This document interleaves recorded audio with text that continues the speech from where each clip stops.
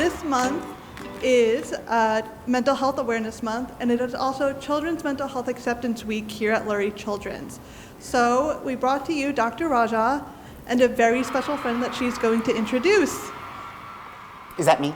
Yes, that would be you. Hi everybody, I'm Dr. Bhavani Rajah. I'm a second-year child and adolescent psychiatry fellow here at Lurie Children's, and this is my buddy Ferris. Hi everyone. Yes, hey, you look great. Have you done something with your hair recently? Yes, I have. It was green, but now it's blue. Oh man, you know, that green hair would have been really hard with the green screen we were doing not too long ago. Yep. Well, it looks great. Thanks. Blue suits you. Top notch, Ferris. All right, Ferris. My understanding is that you actually might need a little bit of help answering these questions.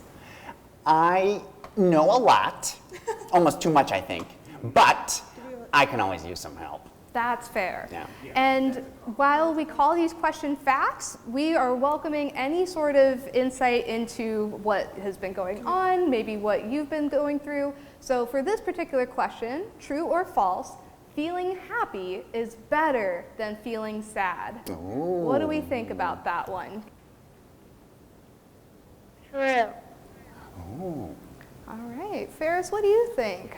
Well, you know, I always feel better when I'm happy, so I don't know, I agree with Emma. I think true, feeling happy is better than feeling sad. Okay. I actually put this question sort of as a trick. It's false. What we wanted to say with this question is that it is totally okay to have any feeling that you have. It's not necessarily a good thing or a bad thing. All emotions are valid. So even if you're feeling happy, you can have emotions like sadness, anger, excitement, and none of them are good or bad. They just are, and they're natural, normal, and harmless. Gotcha. Okay, so even though it feels better when I'm happy, it doesn't mean that it's a better emotion. Exactly. Oh. And what we do know is that those uncomfortable feelings are typically giving us clues about what's going around us. Maybe they're trying to get us to do something to get rid of that feeling. So they give us important information, and if we never had them, we wouldn't really be able to take in our environment that way. Okay. So that's why I made it false. Sorry for the tricky one. You are tricky, Dr. Rajah. I know, but we got to make it up, you know? We got prizes on the line. That's true. Alrighty. So I actually pulled a lot of these questions from things that I've heard in my office from real kids. And so this is why we want to be able to talk about them as part of our awareness week. So the question is, I've been feeling sad for a long time. Could I be depressed? True or false? I think I'm going to need some help on this one too. Okay. So I think we have a friend in the audience here that'll be able to give us some directions. Over to your right, buddy. Well, I think it's true, but I also think it depends on the time span. That's a really smart answer. Great job. So yes, this one was true. And so our friend brought up a really great point, which is that everybody experiences depression differently. And while sad mood and sad mood that sticks along for a long time and sad mood that gets in the way of doing things you used to do, like if you're having a hard time waking up in the morning, you're not going out to see your friends, that kind of impact on your day-to-day living is what really kind of makes us wonder if it's a depression rather than normal sadness, which again, all emotions are valid. It's totally okay to feel sad sometimes, but we're really worried about the times where it affects your ability to live your life. So Ferris, I know we did a little bit of prepping on this. Are there any other signs of depression that you think our viewers could learn about? I think we talked about trouble sleeping. Yeah, that's one. And maybe they're eating different. They have a change in their appetite. Absolutely. And so Ferris brought up a pretty good point, which is that young people can sometimes have more physical symptoms than sort of that low, sad mood. But they also can have kind of irritable, cranky mood that might look like normal puberty or something that we call that, when really it could be a sign of depression. So again, while the whole point of this Awareness Week is to kind of bring up our thought process about seeking help for treatment, making sure people don't feel judged or unsafe getting help, we just wanted to put the word out that this could look different for everybody, but knowing yourself and knowing how to get help are super important. What can we do if we are feeling that way? Ooh. Who can we reach out to? What kind of resources are available for us if we've been feeling sad for a really long time, but might not necessarily have the support that we need? Absolutely. Yeah. So Ferris, you want to help me with this one? Yeah. Who would you tell if you were starting to feel kind of sad, maybe like you weren't feeling like yourself again? Who would be one of the first people you would tell? Well, I would tell you. Thank you. Yeah. And why would you tell me? What do I do? Well, I mean, you are you, so that's why. Okay. But you are also a trusted adult, so I would tell you. But I forgot your job again. So I'm a psychiatrist, which Right, means right, yep, I'm a a mood and podiatrist. feelings doctor. Absolutely. Yep. So if maybe you haven't seen a therapist or a feelings doctor before, it could be important that you just first tell a trusted adult, whether that's your parents, whether it's a teacher that you felt comfortable at school, a social worker, a coach, so someone that knows that, again, you're struggling or maybe wondering about things and they're able to help you get help, especially since it might be hard to do that on your own. All right. All right, so again, something that I have heard before. True or false, something bad has to happen in your life for you to develop a mental illness. So did you have a chance to see this slide about the question? Yeah. Okay, so what do you think, true or false? Something bad has to happen for you to develop a mental illness? False. False. That's a great thought. Do you have any kind of reasons why you're picking that answer, just so we can kind of talk it out? No, it can like obviously be difficult, but it's not a reason for like mental illness. You can always overcome that challenge. Very good. So Sarah's letting us know that you don't need a reason to develop mental illness because we don't really know what causes it, but stressful things do happen, right? And that could potentially affect your mental health. Awesome. What do you think, Ferris? I think whatever she said. Yep.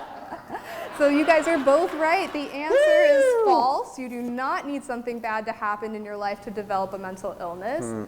We typically can go through stressful situations and make our way through life without developing something, but they can put you at higher risk. And we really don't know what causes mental illness. They do think that it's a combination of things like your environment, your genes, and the thought patterns that you've had to develop around things. So our final question for the round of Facts with Ferris.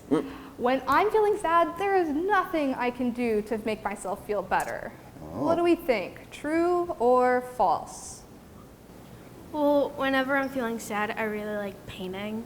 Awesome. I find that very, relaxing. Great. That's Thank a good you one. for sharing. So we said painting when we're feeling kind of sad. And we got a call answer. Oh. So true or false, when I'm feeling bad, there is nothing I can do to make myself feel better. What do you think? True or false? False. All right. Do you have any ways that you cope with sad feelings, things that you do on your own to make yourself feel better? I do cosmic yoga. Cosmic yoga. Another vote for yoga, Chris. Wow. Can you tell me a little bit about cosmic yoga? What makes it intergalactic?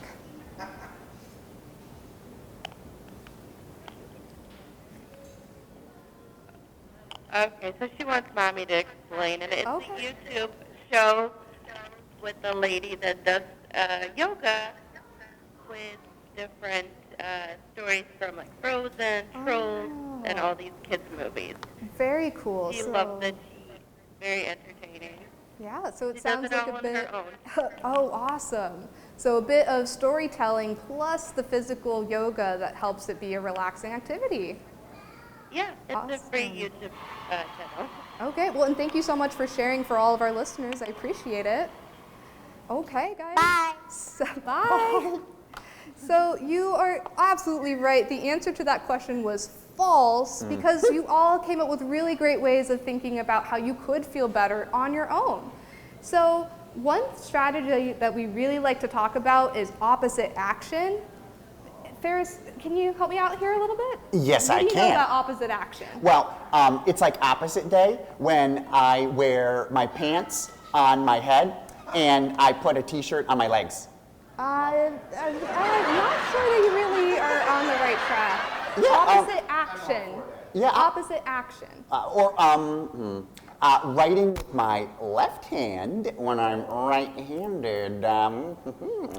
All right. Well, I think you're doing a really good job of letting us know what opposites are, but let's take our example from our friend here. So let's say that you're feeling sad, maybe lonely, that your friend is leaving you, and it's really causing you to feel down. What would be an opposite action, like an act of service that you could do to make yourself feel better?